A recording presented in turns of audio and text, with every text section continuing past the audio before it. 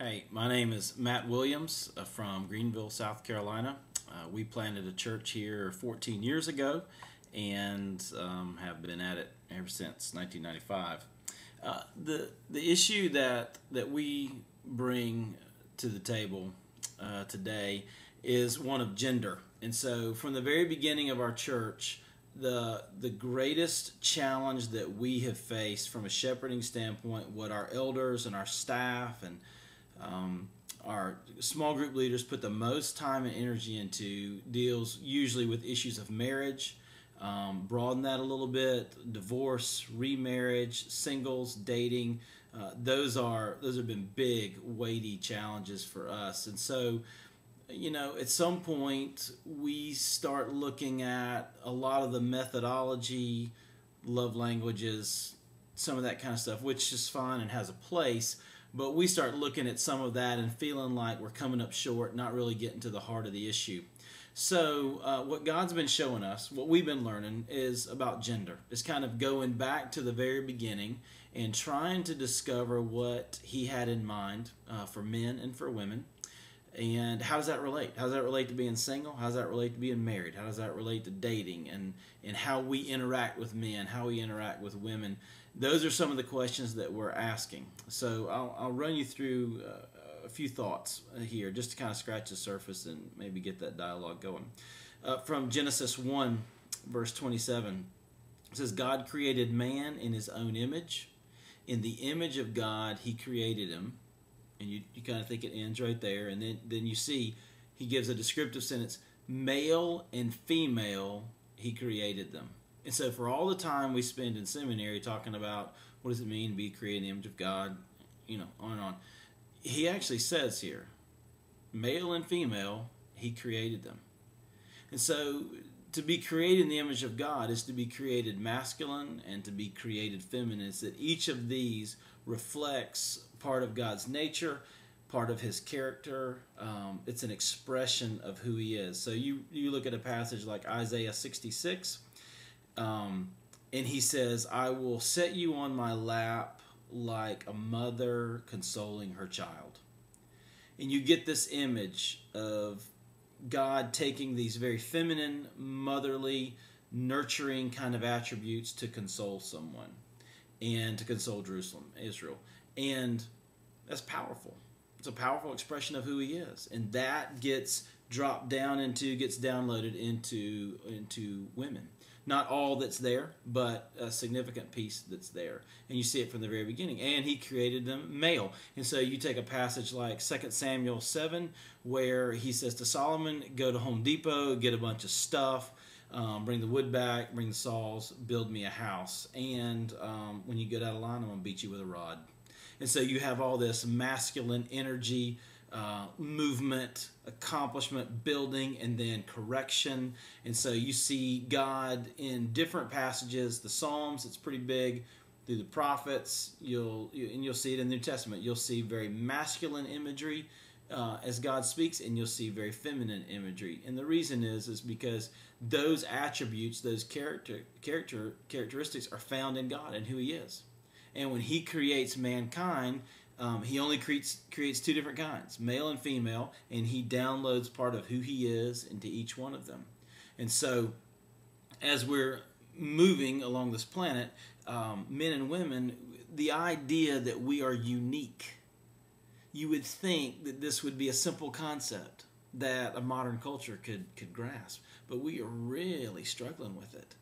And what's happened is we're captured by the idea that if we are going to be equal, then we're going to have to be the same. But from a biblical framework, equal and same that's not the same. Is that we can be equal, and God created us both in His image, but not the same. Distinctive. We have some differences. That get fleshed out in many different ways that are critical to how we relate to God, and critical to how we relate to each other, and critical to a marriage and to a relationship and to a healthy single life. And so for a woman, she has a sense of beauty that you don't see with men. Men think women are beautiful and women think women are beautiful, but nobody thinks men are beautiful. And so when you trace this through the scriptures, you see women being admonished to have modesty. You never see a man being challenged to be modest because nobody cares. Because, you see a guy walking half naked down the beach, it just doesn't matter, right? And so you never see a man being told to be modest because he doesn't carry beauty in the same way a woman does. I have 4 daughters.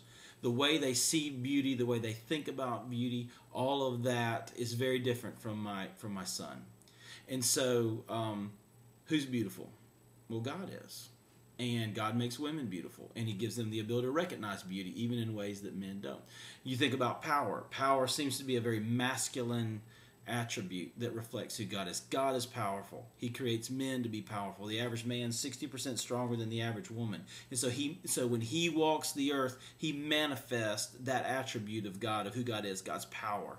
And so in the same way, a woman expresses God's beauty and that attribute of who God is in a way that a man can't do it.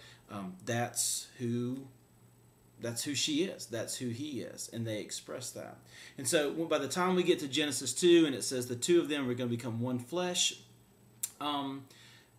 they can't do that. They can't become one flesh unless they are very distinct, unless they are very unique.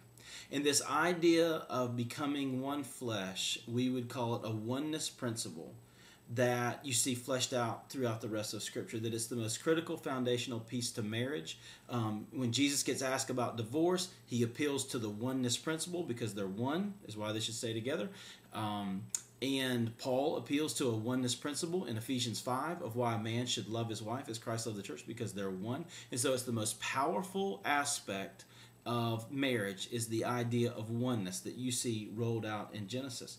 And so this is it. It's that our gender has everything to do with our identity. It has everything to do with intimacy and how we relate to each other. Sexuality and sex being the highest rung on that intimacy ladder. But so it's identity, it's intimacy, it's roles in the marriage, it's responsibilities in the marriage, it's his call to love her and not abuse her, to live with her in an understanding way. That's part of his masculine identity and what he's been given to do by God. It's her need to respect and honor him. This is a role and a responsibility. And you say, well, these roles, they're different, so they're not equal. No, they're both created in the image of God. They're both equal, but their gender gives all this complexity and beauty to who they are and what God has called them to do. And so he moves back into passivity by Genesis 3. She moves into independence away from God and away from her husband and creates all this chaos, and it's a lack of understanding about who they are. And then finally, we need a gospel. We need a gospel that can redeem this, that can bring meaning to their hearts so that they're not just trying to love each other, that their hearts are being changed, that the gospel is changing them from the inside out and giving them a heart for each other and giving them the ability to move towards each other in a redemptive way, so that masculinity is redeemed, so that femininity is redeemed, that singlehood, marriage, dating, all of this is redeemed by the gospel of Jesus. And so that's what God's doing with us. I want to take the last few seconds and say thank you to Leadership Network over the last few years. God has used you to connect us to other churches, to cause us to grow and to be challenged. So thank you for that. Thank you guys for your time. Thank you.